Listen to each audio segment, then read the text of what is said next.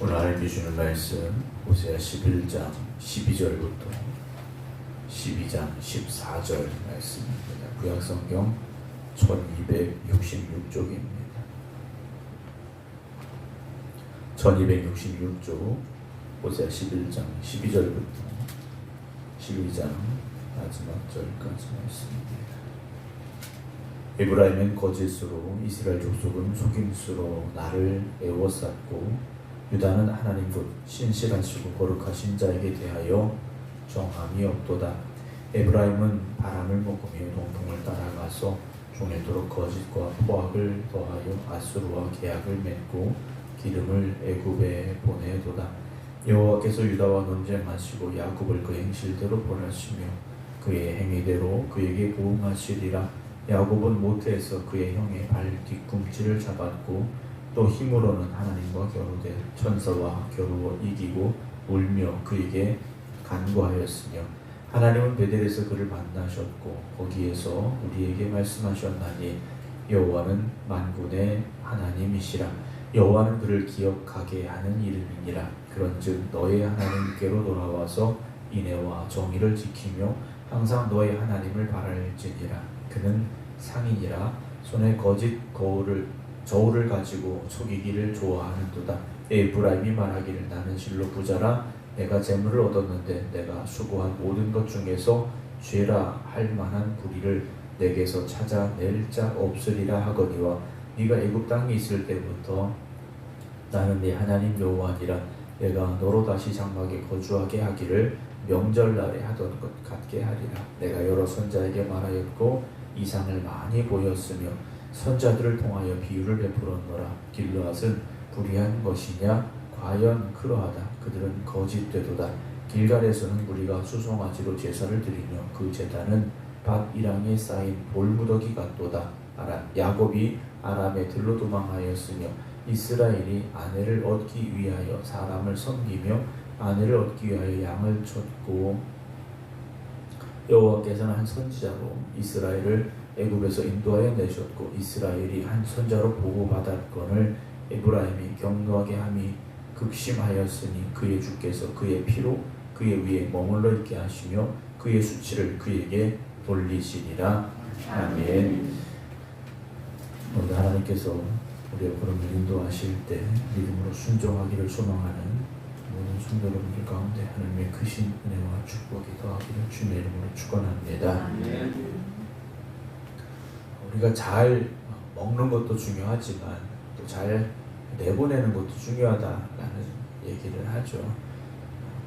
우리가 좋은 걸 먹고 또 그것이 이제 소화돼서 이제 밖으로 나가야 되는데 밖으로 나가야 되는 이유는 더 이상 내 몸에 필요하지 않기 때문이고 그것이 나가지 않으면 우리 몸에 좋지 않기 때문에 이제 잘 내보내야 되는데 우리가 살다 보면 우리 안에 우리가 원하든 원하지 않든 세상의 것들이 들어오게 되고 또 그것이 내 안에 자리 잡으려고 합니다. 그러나 그것은 우리가 빨리 내보내야 됩니다. 악한 것들이 내 마음속에 자리 잡기 시작하면 우리도 그 악한 것에 끌려갈 수밖에 없기 때문이고 그것이 우리 안에서 좋지 못한 영향력을 자꾸 끼치기 때문에 어떤 나쁜 생각이라든지 나쁜 말이라든지 이런 것들이 내게 들어왔을 때는 그걸 다 내버려야 됩니다. 그래서 우리 안에 더욱더 좋은 하나님의 은혜로 하나님의 말씀으로 채워 넣어야만 우리가 영적으로 건강한 삶을 살아갈 수가 있습니다. 하루를 시작하며 기도하며 찬송하며 말씀으로 충만한 여러분들의 삶이 오늘도 하나님의 은혜가 충만해지고 하나님의 능력과 권세가 나타나는 그런 삶이 되기를 주님의 이름으로 축원합니다. 이스라엘 백성들은 항상 하나님의 말씀을 들을 수 있는 은혜가 있는 사람들입니다. 그 말씀 가운데 살 수 있는 축복을 주셨고 하나님이 주인 되시고 하나님이 이끄시는 삶을 살도록 택하신 백성들이 이스라엘 백성들인데 이들 안에 죄악이 자리 잡기 시작했고 하나님의 말씀 듣기를 즐겨하지 않았고 오히려 세상의 길 가기를 즐겨했더라는 것이죠. 그래서 하나님께서 돌아오라 회개하라 끊임없이 책망하시고 경고하셨는데도 불구하고 이들이 그 길을 돌이키지 않았습니다. 오늘 11장 12절 보면 에브라임은 거짓으로, 이스라엘 족속은 속임수로 나를 에워쌌고, 유다는 하나님 곧 신실하시고 거룩하신 자에게 대하여 정함이 없다라고 말씀하고 있습니다.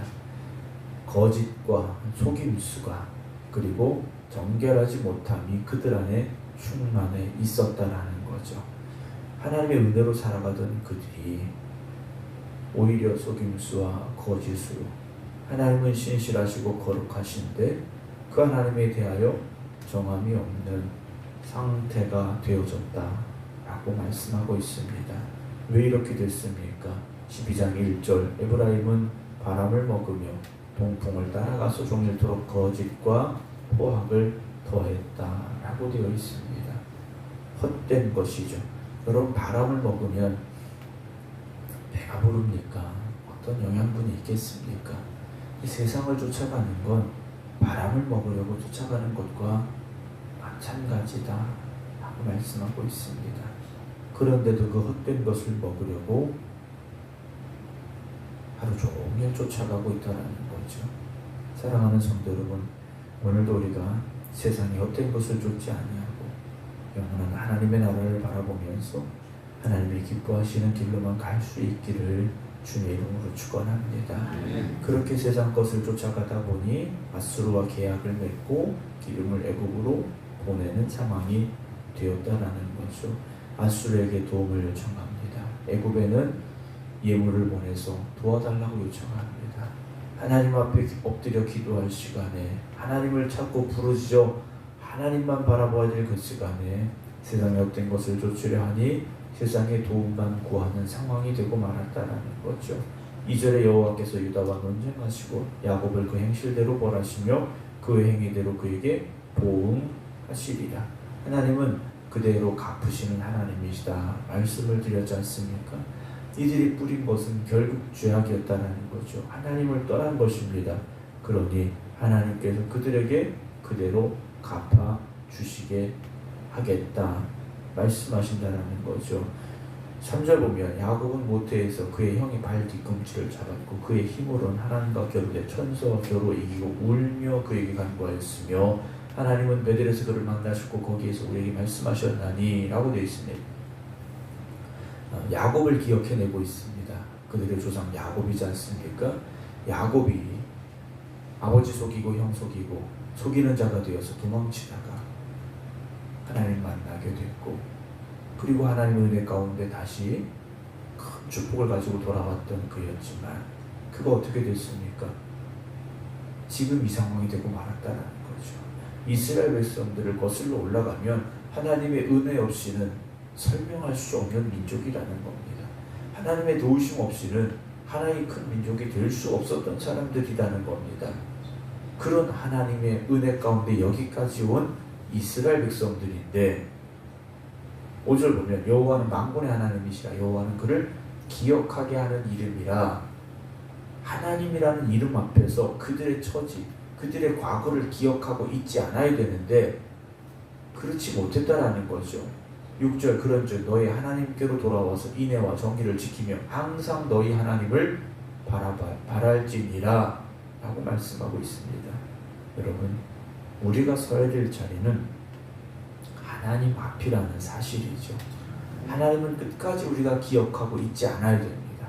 말씀 붙잡아야 되고 그 하나님을 바라보며 우리가 살아가야 되는 것이죠. 그래서 항상 너희 하나님만 바랄지니라 라고 선언하고 있다는 겁니다. 7절 그는 상인이라 손에 거짓 저울을 가지고 속이기를 좋아한다 라고 되어 있습니다. 그러지 말아야 되는데 잘못된 저울을 가지고 무게를 속여서 사기를 치는 상인들이 있었는데 이스라엘 백성들이 그와 똑같다 라고 말하고 있습니다. 왜냐? 부당한 이익을 얻는 거지 않습니까? 정당한 이익이 아니라 부당한 이익을 얻는 겁니다. 그러면서 이렇게 말해요. 8절 에브라임 말하기를 나는 실로 부자라.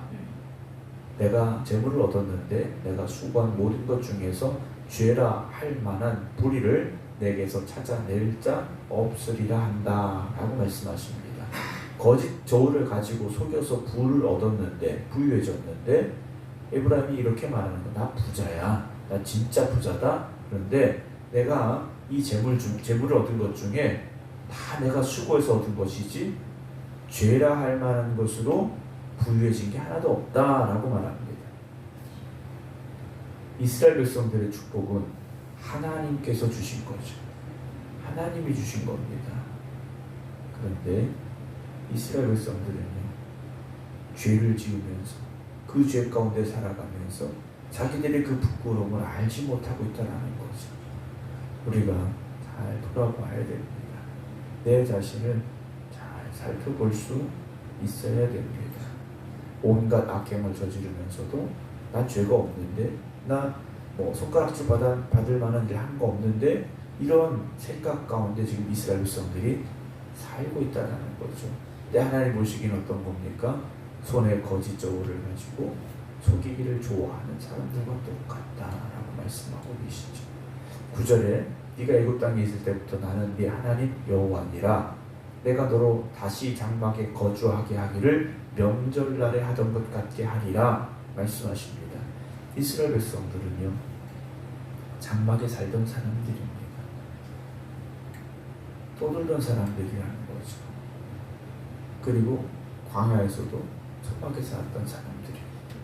그런데 하나님께서 은혜 가운데 그들을 이스라엘 땅으로 데리고 오셨고, 그곳에서 장막이 아니라 집에 거주하게 하셨더라는 겁니다. 그래서 그들이 광야 시절을 기억하면서 초막을 짓고 초막절을 지켰는데, 하나님께서 그런 너희 다시 그렇게 떠도는 사람이 되게 만들어 버리시겠다 지금 말씀하고 계시다라는 거죠. 명절날에 하던 것 같이 그들이 초막절은 우리 조상들이 이런 시절이 있었는데 하면서 장막 짓고 초막절을 지켰는데 이제는 그 처지로 다시 돌아가게 하겠다 하나님께서 말씀하시는 거죠. 결국 어떻게 됩니까? 나라가 망하고 포로로 끌려가고. 10절입니다. 내가 여러 선자에게 말하였고 이상을 많이 보였으며 선자들을 통하여 비유를 베풀었노라. 하나님께서 계속해서 경고하시고 말씀하셨지 않습니까? 11절 길르앗은 불의한 것이냐 과연 그러하다. 그들은 거짓되도다. 길갈에서는 무리가 수송아내로 제사를 드리며 그 제단은 밭이랑에 쌓인 돌무더기 같도다 라고 말씀을 하십니다. 하나님은 끊임없이 말씀하셨고 돌아오라 하셨는데도 그들은 하나님 앞에 돌아오지 못하고 계속해서 우상에게 절하고 우상에게 경배하고 있었더라는 것이죠. 얼마나 많은 제단을 쌓았는가 하나님께서 책망하고 계십니다. 12절에 야곱이 아람애들로 도망하였으며 이스라엘이 아내를 얻기 위하여 사람을 섬기며 아내를 얻기 위하여 양을 쳤고, 그런 야곱이었습니다. 그런 이스라엘 백성들이었다는 거죠. 하지만 하나님께서는 13절 한 선자로 이스라엘 애굽에서 인도하여 내셨고 이스라엘이 한 선자로 보호받을 것을 모세죠. 모세를 통하여 구원해 내셨고 광야 한가운데서도 모세로 말미암아 그들이 보호를 받았지 않습니까? 그곳에서 그들이 송아지 만들고 하나님을 대적할 때 하나님께서 다 멸하시겠다 하셨는데 모세가 기도하여 그들이 살았지 않습니까? 14절 에브라임이 경노하게 함이 극심하였으니 그의 주께서 그의 피로 그의 위에 머물러 있게 하시며 그의 수치를 그에게 돌리시겠다 라고 말씀하십니다. 다시 광야로 내모실 것이고 그들의 죄악을 하나님께서 책망하시고 벌하시겠다 지금 말씀하고 계십니다. 하나님께서는 오늘 우리가 깨달으라고 하십니다. 다시 하나님 앞에 서라고 말씀하십니다. 오늘 우리가 옛사람을 벗어버리고 거듭남으로 말미암아 하나님의 거룩한 백성으로 하나님의 자녀로 합당한 삶을 살아가라고 하나님 말씀하고 계십니다. 오늘도 본문에 나온 말씀처럼 하나님만 바라보시기 바랍니다. 하나님만 의지하시기 바랍니다. 그곳에 하나님이 역사하실 것이고 하나님이 은혜 주실 것이고 하나님이 축복하여 주실 것입니다. 오늘도 하나님의 이름에 합당한 믿음으로 살아가는 우리 모두가 되기를 주님의 이름으로 축원합니다. 기도하겠습니다. 하나님께서 이스라엘 백성들을 택하시고 구원하여 주시며 크신 은혜와 축복을 더하여 주시었는데 그들이 그 은혜는 저버렸고 오히려 세상의 우상을 따라갔습니다. 거짓되고 사악했습니다. 하나님께서 책망하시고 경고하셨음에도 불구하고 그들이 돌이키지 못하고 있음을 보게 됩니다. 오늘도 우리가 깨닫게 하여 주시옵소서. 우리가 하나님의 은혜로 살아가고 있음을, 하나님의 축복으로 살아가고 있음을 잊지 않게 하여 주시옵소서. 오늘도 눈을 들어 주를 바라보게 하시고 주님께서 기뻐하시는 믿음으로 살아가는 저희들이 되게 하여 주시옵소서. 오늘도 기도하며 이 하루를 시작하게 하시니 감사를 드립니다. 성령님 우리 안에 역사하여 주시옵소서. 오늘도 우리가 거듭나고 변화되고 새로워지게 하여 주시옵시고, 그래서 하나님을 기쁘시게 드릴 수 있는 믿음의 삶이 되게 하여 주시옵소서. 이제는 우리 주 예수 그리스도의 은혜와 아버지 하나님의 무한하신 사랑하심과 성령님의 감동 감화 역사하심이 오늘도 하나님만 바라보겠습니다. 기도드리는 모든 성도들 위해 이제부터 영원토록 함께 하시기를 간절히 축원하옵나이다. 아멘.